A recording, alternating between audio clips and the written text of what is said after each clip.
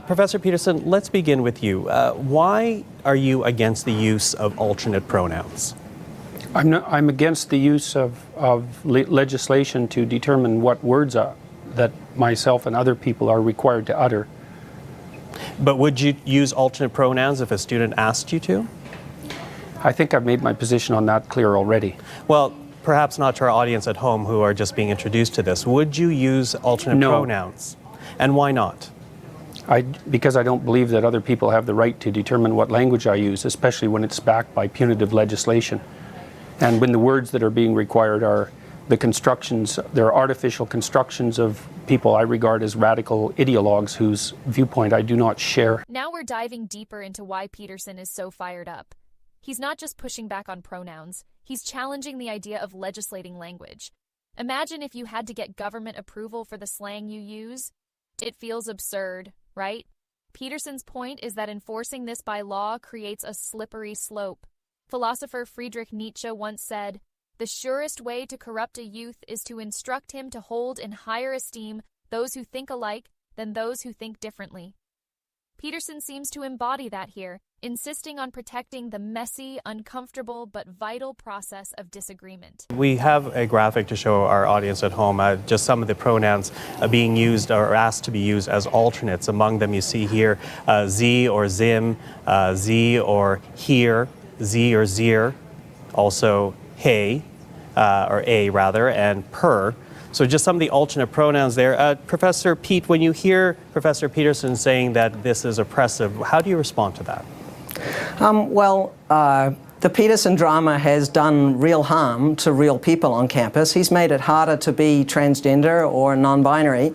I know this from personal experience. I'm non-binary and transgender, and I know how it's felt to be on the U of T campus for the last month. And I also know from private communications with other affected people. In New Zealand, where I grew up, academics have a statutory role enshrined in the Education Act to be a critic and conscience of society. So I think that's an idea worth exporting to Canada. So I'd like to give Peterson about a B+ for his critic role recently, and an F for the conscience part. A student once said to me when I finally obtained tenure, "Now, Professor, now that you have obtained superpowers, you must agree to use them for good, for peace and justice." So I invite Peterson to start doing more of that. Well, Professor Peterson, those who are asking for this alternate use of alternate pronouns, they are saying it boils down to respecting their human rights. How do you respond to that? I don't think it boils down to respecting their human rights. I think that it's an imposition on freedom of speech that's being implemented at a legislative level. I also think that if there was a naturally evolving solution to the linguistic problem that's being posed by a small fraction of the transgender community, that people would have already adopted it. We've never had a situation in the usage of English before that required legislation to produce a transformation in the manner in which people spoke.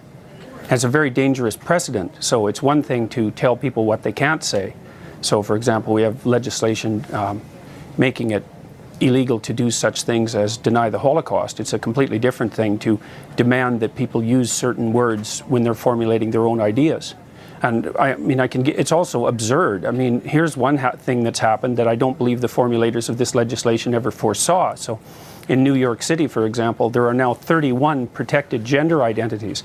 And I see no reason whatsoever why each of those gender identities can't demand the use of their own pronoun. And that absurd things like that have been happening on the University of Michigan campus, for example, where students have been given permission to tell faculty members and others what pronouns they're to be addressed by, and they're multiplying rapidly out of control. So the law is bad from an ethical perspective. It's sloppily written, and besides that, the solution that it imposes is practically untenable. Here's where things get spicy. Peterson paints a picture of a world where language spirals into chaos, with pronouns multiplying faster than Marvel spin-offs. It's easy to laugh, but he's making a bigger point about practicality. At what point does accommodating everyone's preferences become unmanageable? It's like being in a group text where everyone insists on their own nickname. Suddenly you've got Captain Sunshine, Code Ninja, and Spaghetti Wizard, and nobody knows who's who. I want to bring in Professor Pete here, because we did show those words to our audience at home, and perhaps the control room can show it to our audience once again. When you look at those alternate pronouns, I think it's fair to say that some people will see that at home and see that as very unwieldy, if you will. What do you say to those types of criticisms, including the one that you just heard from Professor Peterson? Well, I'd like to encourage people struggling with this to be kind as their first impulse.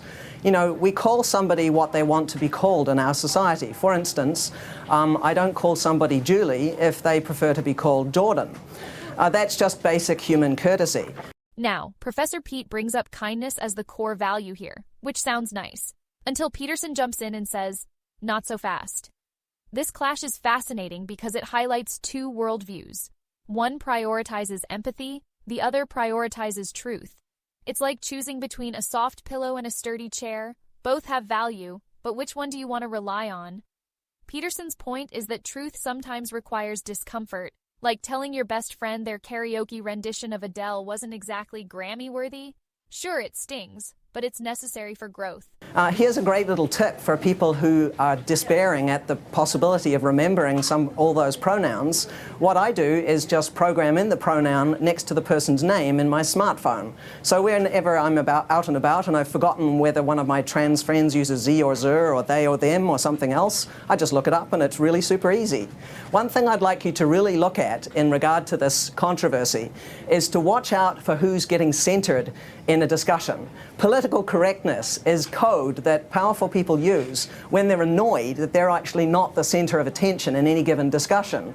And Bill C-16 is actually not about cisgender people. It's about protections for transgender people. And that's not, it's not about Jordan Peterson. So, we should have people learning to listen more. We have 2 ears and 1 mouth for a very good reason. When things get political, I like to ask who benefits and who gets to decide the rules of the game. So, mostly with this Peterson controversy, which is really just a small drama, a tempest in a teapot, he could just get over learning to program a few pronouns into his phone. By the way, I only have half a dozen or so that I actually use on an everyday basis, so it's not all that difficult. Professor Peterson, sorry, Professor Peterson, you can jump in because I think Professor Peterson wants to get in on that. Yeah, well, kindness is the excuse that social justice warriors use when they want to exercise control over what other people think and say. So, if we're bandying back and forth our differences in values, I would say that the highest possible value is truth, and that one of the concomitants is that we need stringent protection for freedom of speech so that we can utter the truths that we see fit. And I think that that's a value that's much higher than kindness, for example. I mean, there's lots of situations in life where kindness in the immediate present is not the appropriate way to react at all. But so, for example, when you discipline children, you often hurt their feelings in the short term so that they can learn to behave properly in the medium to long term so that their lives go well. And so this automatic assumption that the people on the social justice warrior side of the equation are motivated only by kindness when they're also clearly motivated by power is something I find completely untenable. And I don't think that Pete's solution to program my cell phone so that I can remember what names people need to be called is a reasonable solution at all. We're actually supposed to now use electronic devices to bolster our ability to speak freely. Peterson elevates the debate here, connecting freedom of speech to society's ability to solve problems. He's saying, without open dialogue, we're blindfolded in a maze. Carl Jung once said, thinking is difficult. That's why most people judge. This is Peterson's battle cry, to think critically, even when it's uncomfortable, because that's how progress happens. Love him or hate him, he's arguing for a world where ideas compete and evolve, not where they're silenced by decree. You remember names, Jordan. Someone? Is it so difficult to remember a pronoun? You remember somebody's first name, you remember their telephone number. I mean, I think that it's I don't very, remember very people's true first names that very easily, and I don't remember their telephone numbers very easily. And when I see a stranger, I call them by the pronoun that seems to be in accordance with their presented appearance. And that's you they being appear lazy, that way. Jordan. That's you being lazy. I think there's a very high value that we should also be aiming for in addition to truth. By the way, throughout this whole controversy, I have told the truth at every turn. So, trying to imply that that's not what's happening on people on the social justice, am I a social justice warrior? I don't know. But I think that we should be aiming for pluralism. This means recognizing more than one set of fundamental principles, fostering fostering independent cultural traditions of minorities and being willing to share power with people who are different than you. I think if you just stop centering this whole controversy on yourself and how hard it is for you to accommodate genderqueer people, well, have a little bit of sympathy. I mean, those of us who are trans encounter much more greater indignities every day and every week of the month. For example, have you recently had a bank employee accuse you of trying to masquerade as yourself at a bank and then locking down your ATM card and credit card so that you can't use any money? Those are the sorts of problems that trans people face every day, being out of housing, being considered, considering suicide. These are really big problems. My refusal to use pronouns because left-wing activists want me to use them has nothing to do with whether or not trans people are having difficulties in society. And I'd also like to point out that I've had many letters of support. Problem, isn't it? I've had many letters of support from trans people, and they tell me that the trans activists don't support them, and most trans people Jordan, actually wanted to be referred to as he or she. Doesn't mean they that weren't you my are friends. Untransphobic. They just weren't because my you friends. know a few people, just because you've talked to a few trans people, you don't know the trans community like the trans community does. Professor Peterson, I'm sorry to interrupt. Let's let Professor Peterson finish his thought, please. All right. So, the trans activists aren't proper representatives of the trans community because they haven't been elected by the trans community. Nobody elected they're noisy. You either, Jordan. I'm not speaking for anyone except myself and on behalf of other people perhaps who want to maintain the right to free speech. I'm not claiming that I'm a representative of white people or white men or any other group. I'm speaking on behalf of myself. And so I'm not taking... But Professor Peterson, let me jump in there, though, because we have seen an evolution of language. There are words that we don't use anymore. Not by legislation. Well, legislation or not, there are words that have evolved. We don't use, for example, I'm Asian. I would bristle if someone called me Oriental. That is an evolution of how we use words. How is this different, whether legislated or not? It was different. I understand Legislation is how it's different. I understand legislatively, but if at the heart of it is to allow a student to study free of what they feel is discrimination, why not help that along? I already made my case for why not help that along. I believe that this legislation is extraordinarily dangerous, and there's other elements of it too that we haven't even got to in our society yet, like the protection for gender expression. And I've looked at gender expression in the Ontario Human Rights Code, and as far as I can tell, gender expression is best summarized in a single word: fashion.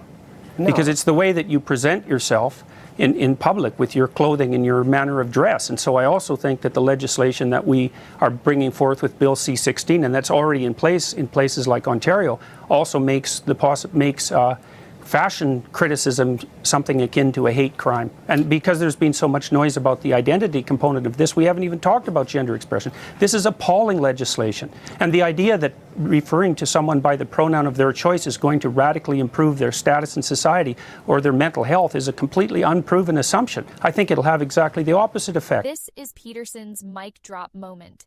He challenges the assumption that mandating pronouns will lead to better outcomes for marginalized communities. It's provocative, sure, but he's asking us to critically evaluate the effectiveness of these policies. Imagine trying to fix a leaky roof by repainting it. It looks good, but does it solve the problem?